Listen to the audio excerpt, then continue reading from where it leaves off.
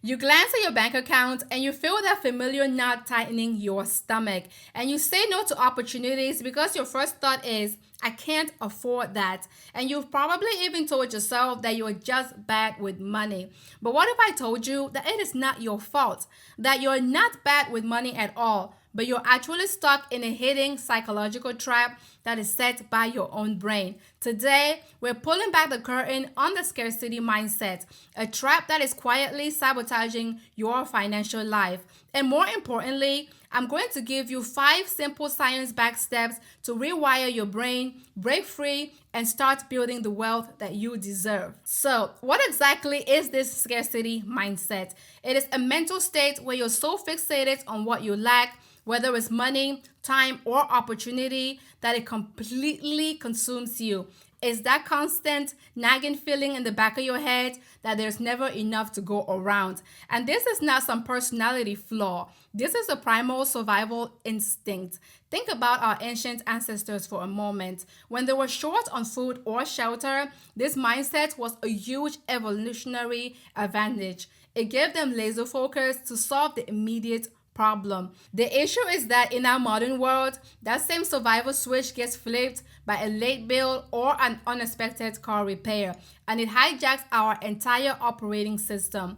Researchers call this cognitive tunneling. When your brain senses scarcity, it pulls all its mental bandwidth into that single problem. The opposite of this is the abundance mindset. This is a core belief that resources, opportunities, and success are plentiful. So imagine an apple tree. It doesn't worry if there are enough apples to go around. It just produces them in abundance. And in many ways, abundance is our natural state. This mental trap doesn't just feel bad. It actively dismantles your financial future in many ways.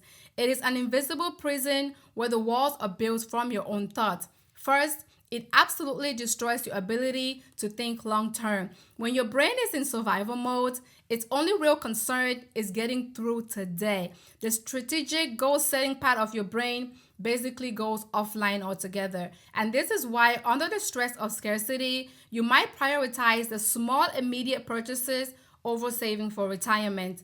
It's why people take out high interest payday loans, because the immediate relief feels more important than the long-term pain of that debt. This leads to some bizarre and destructive financial behavior. On one hand, you might hoard every penny out of sheer terror, afraid to invest it or even spend it on something that you truly need. On the other hand, scarcity can trigger impulsive overspending. When you constantly feel deprived, a little splurge can feel like a desperate grab for relief. Hoarding and splurging are just two sides of the same scarcity coin, and both are going to keep you stuck. The scarcity mindset also makes you risk averse as well. You become so afraid of losing the little you have that you pass on healthy risk that can lead to massive growth. You don't apply for that big job because you're afraid of rejection. You don't start that new side hustle because you've convinced yourself that the market is too crowded or oversaturated. You don't invest because you're fixated on the potential loss instead of the potential of your life-changing potential. Fear is very expensive. It is going to cost you opportunities, growth, and your own peace of mind. So the good news is that you are not powerless here. Because the scarcity mindset is just a mental habit, you can consciously build better habits to replace them. And this is not about pretending financial problems do not exist. It is about changing how your brain responds to these problems. So here are 5 simple steps to start rewiring your brain for abundance. Step number 1, acknowledge it and name it as well. Your first instinct when you feel that anxiety creeping in is probably to push it down or to fight it. Don't do that. Fighting a feeling just gives it more power and eats up your precious mental bandwidth.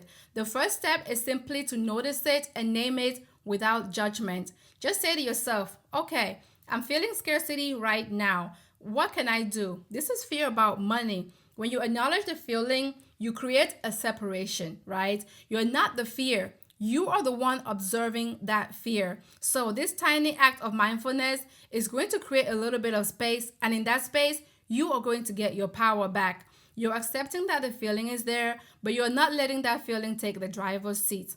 Step number 2 is practice active gratitude. Okay, listen, this might sound a little cliche, but its effects are backed by neuroscience. A scarcity mindset trains your brain to be an expert at spotting what is missing. Gratitude is a practice of retraining your brain to be an expert at seeing what is already there. I recommend a simple habit, the toothbrushing gratitude practice. Every morning and every night while you're brushing your teeth, think about 3 specific things that you're genuinely grateful for. Don't just say, my family here, okay? Get specific. I'm grateful for the way that my partner made me laugh today.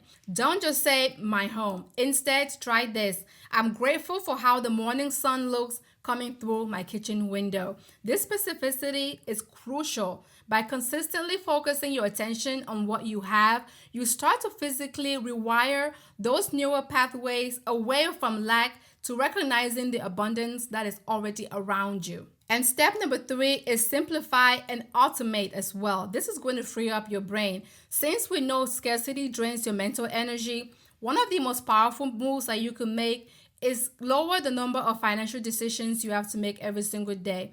Put your finances on autopilot. Set an automatic transfers to your savings account for the day that you get paid. And then automate your bill payments as well. Automate your investments as well into a small, low-cost index funds. When you put these critical habits on autopilot, you're going to free your mind from the constant worry and willpower that it takes to do them manually. This is going to free up your brain power for higher level thinking, right? Things like spotting new career opportunities or planning your next move instead of just trying to survive. Step number 4 is reframe your language. Okay, listen. The words that you use don't just reflect your mindset, they reinforce it. People trapped in scarcity constantly say, I cannot afford it. Okay, listen. That phrase is a dead end. It shuts down all the possibilities. The simple yet profound way is to change that statement into a question. How can I afford it? This one little change is going to flip your brain from being a passive victim to an active problem solver. I can't afford it is a period. How can I afford it is an open door. So, another powerful reframe is to say, this is not a priority for me right now. Okay, listen. This puts you back into the driver's seat. And it's not that you can't. It's just that you're choosing to redirect your money elsewhere towards things that matter more to you. And this tiny change in language is going to transform you from someone who is lacking to someone who is in command. And step number 5 is to curate your environment. So, the scarcity mindset is very contagious. If you're surrounded by people who constantly complain about being broke, or who are jealous of others' success, or who believe that life is some kind of game, it's going to be actually very impossible to maintain an abundance mindset. So, as Stephen Covey said, people with a scarcity mentality see life as one giant finite pie. If someone gets a big piece, that means less for everyone else. You have to consciously curate your environment. So, unfollow those social media accounts that trigger envy and comparison. Also, spend less time with friends who are very negative about money. Instead, actively seek out people who believe in growth and opportunities as well. Listen to podcasts, read books, and join communities of people who believe in collaboration and abundance. Your environment is a soil that your mindset is going to grow in, so make sure that it is fertile ground. I have one challenge for you. Right now, I want you to make a commitment in the comments below. What is the one step that you are going to take today to start shifting from scarcity to abundance? Are you going to automate one savings transfer today? Are you going to practice gratitude? Or are you going to go from I can't to how can I? Let me know your thoughts in the comment section, because sharing it can actually inspire someone to do the same. And if you're ready to break free from old programming and start building real wealth, then make sure that you subscribe and hit that notification bell. Now it is time for you to grab the steering wheel of your life and point it deliberately and consistently towards abundance. Thank you so much for watching. I'm Fuanyi, and I want you to always remember that the best time to invest in yourself was yesterday. The second best time is now. You got this.